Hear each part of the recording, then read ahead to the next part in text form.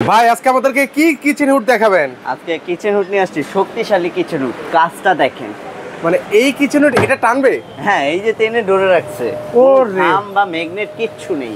ভাই রে ভাই, মানে কিচেন হুড থেকেও তো দেখি বোর্ড বড় ভাই। বোর্ড বড়, এদিকে আছে 4 ইঞ্চি, এদিকে আছে 1 ইঞ্চি, টোটাল 5 ইঞ্চি বোর্ডটা বড়। এটা খুবই প্রিমিয়ামের মধ্যে, যেটা ড্রাগন তুর্কির ব্র্যান্ড। এটা যদি আপনি মিডিয়াম স্পিডে দেন ধরে রাখবে, লো স্পিডে পর্যন্ত ধরে রাখতে পারে। হয়তোবা বলতে পারেন যে ঘামে লাগে আছে।